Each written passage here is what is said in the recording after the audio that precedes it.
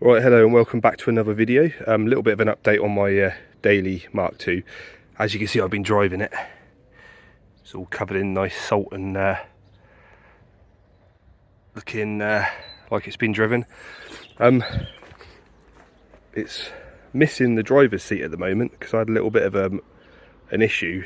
I was basically driving a lot. Well, I wasn't driving luckily, but I was parked up and I got in the car and the driver's seat collapsed on me. The back of it went all the way back. I stripped it all down. What I noticed is the this support here was broken. So I don't know, the seats I got aren't original to the car. They're obviously the right spec, but like the car had Corrado seats when I got it, so I got this interior off eBay. But I'd wonder whether it's been in a crash or something, because that was bent all the way down, but it's sheared off now because obviously where I've been putting my weight on it. But what I noticed as well, is this is the back of the seat. These pieces here aren't actually in line with each other, aren't aligned. So don't know if you can see that.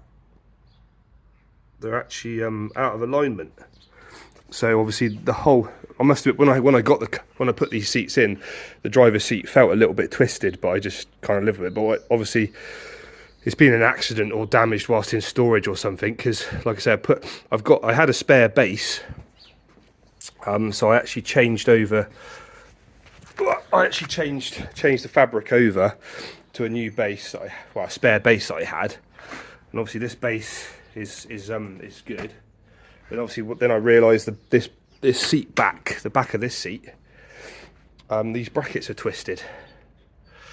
So yeah, so I couldn't put it back together because it just wouldn't line up. And I don't think there's a way you can actually take these apart, because it's all there's no way of taking that apart. Anyway, I was quite lucky. So I looked on eBay the other day and I actually found a set of seats exactly the same material as this. So I snapped them up off eBay. I only really need the driver's seat, but it's always good to have spares, so I could do something, potentially sell them on again. They were a little bit dirty, so I'm giving them a bit of jet wash as treatment. So what I tend to do is I soak them down with the jet wash, and then I get some fabric cleaner. This is a really good little tip if you ever want to have really clean seats. Take the seats out, give them a jet wash, and I find this stuff works really well. So wet the seats down first and then spray this on. I tend to then work it into the fabric using like a little detailing brush. So work the soap into the fabric like that, and let it soak in for a bit. So yeah, this driver's seat's actually really good. So it's not torn or anything, it's in really good condition. So that's going to go straight in the car and solve my problem. I've then got a spare passenger seat and a rear seat as well, which I'm cleaning up. So I don't know whether I'll just keep them as spares or whether I'll try and put a set together and sell them on. This seat's got back seat's got a couple of blim marks. They're probably smoking back in the day, hot box in the car probably, like I used to do. So yeah, all that for a damaged seat base. But like I say, it's sod's law, because I had a spare base in stock and I couldn't use it because obviously the damage that's happened to the seat has damaged those posts as well. So like I say, that's one of them's been bent or something, or they're just out of alignment, so they just won't line up with the new base, which is a real shame. If anyone knows of a way of how to disconnect these, so I can, push one down slightly so it lines up with the other one, let me know. But I had a good look at it yesterday, and it all seems like it's all like, pre-welded together without cutting it to pieces with an angle grinder. but I don't really want to do that to a seat. I mean, I could take all the fabric off and somehow cut this and then re-weld it or something, but seems like a lot of effort really for a seat. I mean, what I might try and do is look out for like someone who's got like a 3-door driver's seat, and it doesn't matter what condition, and then I could swap my fabric over onto it and then make a good seat out of it, and then I've got a whole spare interior that I could potentially sell on eBay again, or hang on to it as a spare, or put in the other car. So yeah, the joys of running a Mark II as a daily. You get these little problems occurring, but you know what, it's worth it. I've had a lot of fun. I've only driven it for a week, and as you can see already, it's filthy.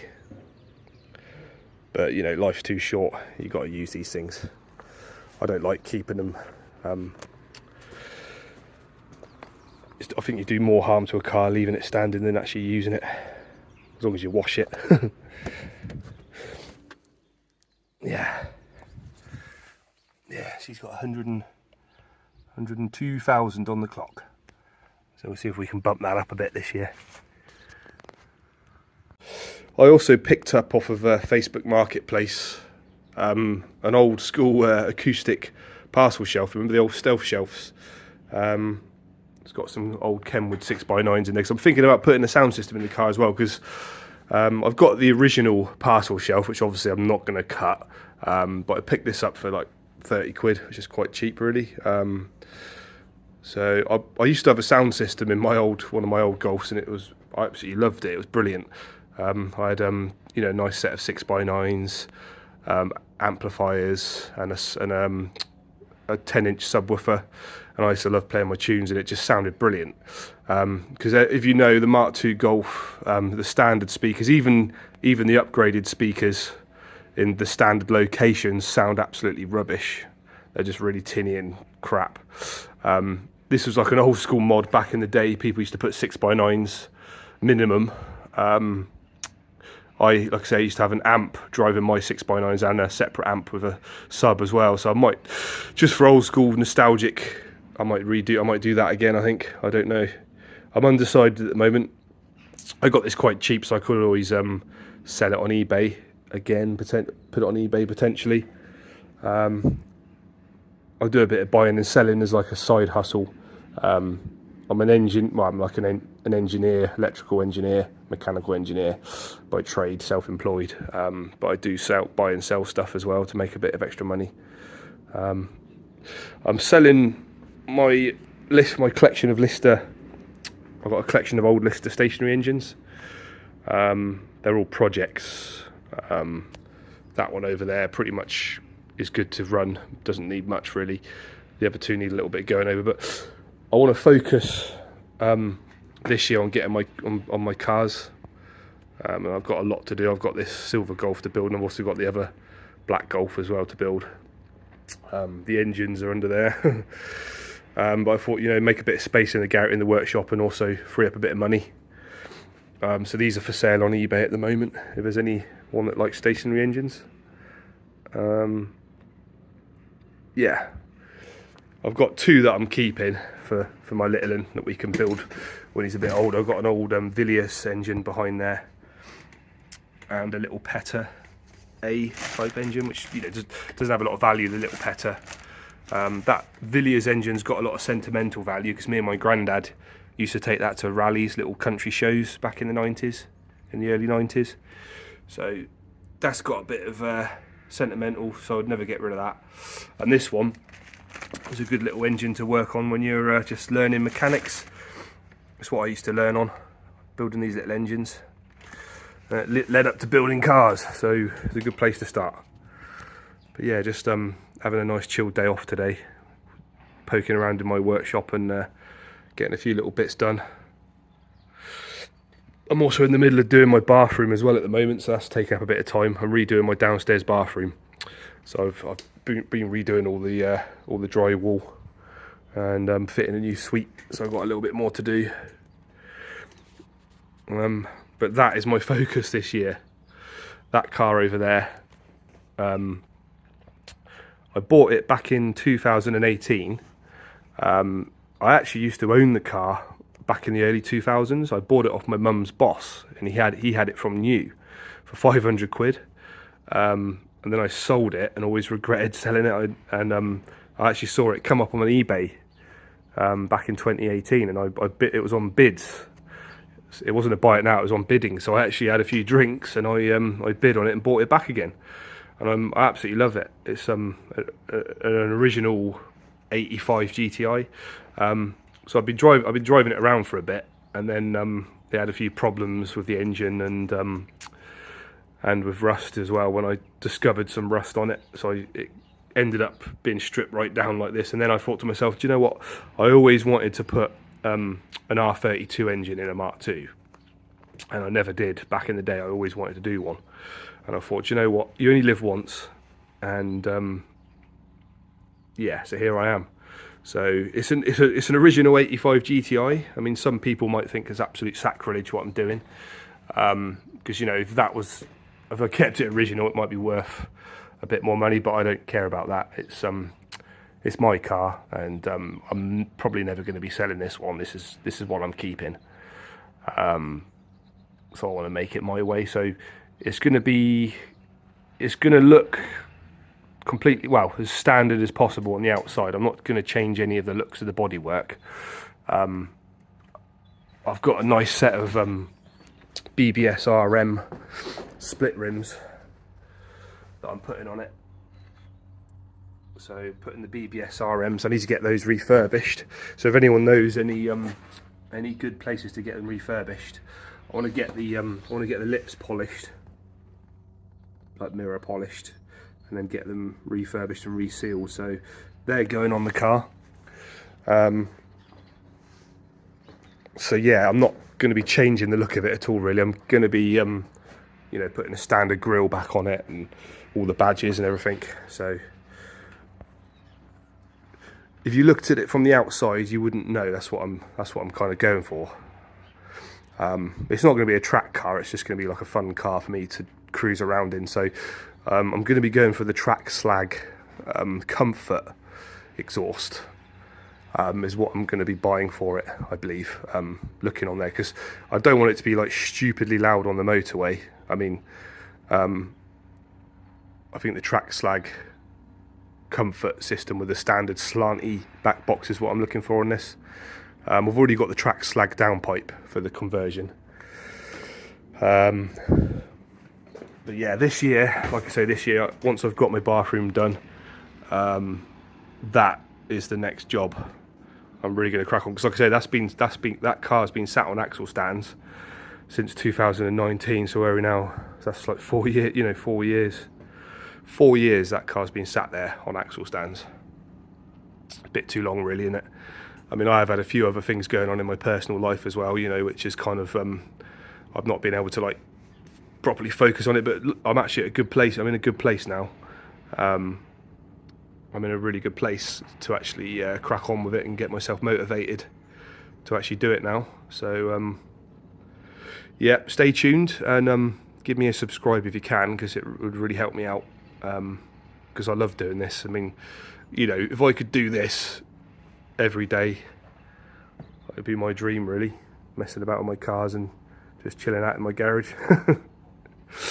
So yeah, give me a subscribe, and who knows, hopefully by the end of this year that'll be rolling around making some noise. Stay tuned.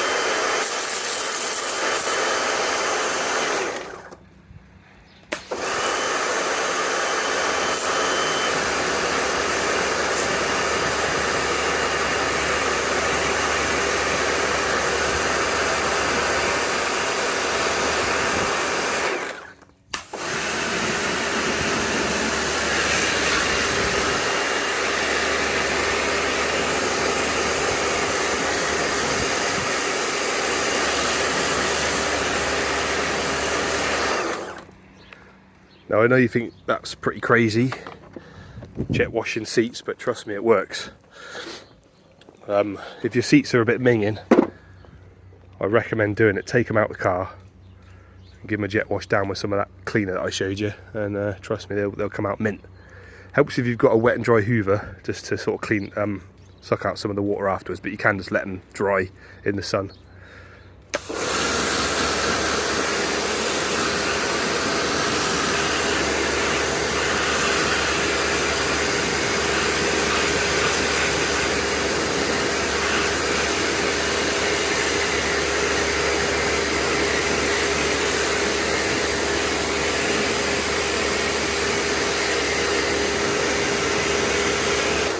You got to be careful not to get the jet washer too close to the fabric, because it can rip. You know, obviously they're quite powerful. It can rip the fabric. So try and keep it, you know, at a fair distance.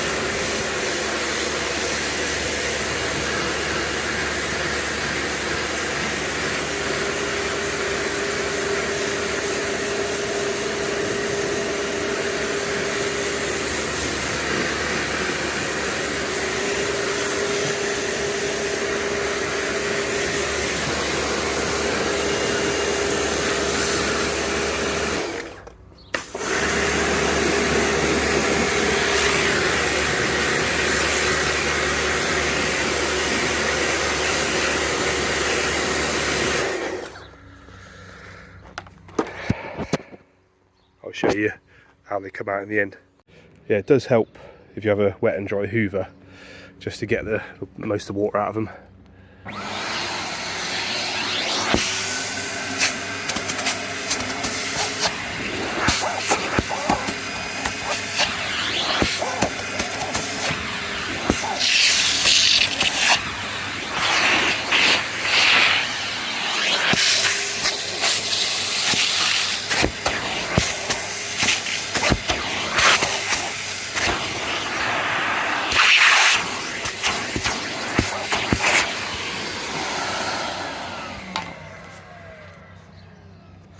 Yeah, I tend to hoover most of the water out and then let them dry in the sun. Is a good idea. But I mean, it looks so much better than what it did. These were actually quite dirty seats. I've actually hoovered out and done the same treatment to some other seats which were like almost, you know, ready for the bin. But these ones have actually come out really well. I'll show you once it's all dried and back in the car. Right, there you have it. My new driver's seat in there, looking tidy, and it's secure. Matches the other side as well. So happy days. Right, I've actually sold this one on eBay today. This old Lister A-type stationary engine, single flywheel from 1924. Yeah, sold that on eBay today, so I'm happy with that. The guy's coming to pick it up at the weekend. This one is for sale. Funny thing is, I started to put some oil on this one to preserve it, because one of the things in the engine world is called the oily rag engine. So basically it's original paint, and all you need to do to it really is just give it like a coating of oil to protect it. So I started oiling this one up and decided I want to keep it, actually, because it took me a while to get this one and to get it together. Doesn't need a lot to get it going really. Just needs the chain sorting out on the magneto, and needs some fuel lines and the fuel tank sorted out. But that's an old Lister B type from 1924. So that's a real early one, a real early engine that is. It's got the original transfers on it as well, which is quite rare. So yeah, I've decided to keep this one because I can't let them all go. Yeah, you can see the original transfers on there. Look. Yeah, there's a nice engine, that one. I've got the original fuel tank for it, which is quite rare as well, having the original fuel tank, but it needs patching up. It's got a few like pinholes in it. So yeah, I've got to clean this up and sort it out. Also got an original chain guard for it as well, which would be, I'll put that on there. Yeah, so sold one, got another one for sale, keeping that one. And with the GTI seats, I managed to clean them up. They've actually cleaned. I should have done it before really, but they've cleaned up really well. And that's the driver's seat out of my car, which had the dodgy brackets on it. So I've technically got a full set of seats there for a Golf GTI Mark II. So if anyone watching this video desperately needs some seats, now I've got a full set there, but like I say, the driver's seat does need a bit of attention because these two brackets don't line up, so it's a bit twisted when it sits on the base. But the actual seat covers are good though, nothing's ripped on them. So yeah, if anyone wants an interior, let me know. Cool. Thanks for watching.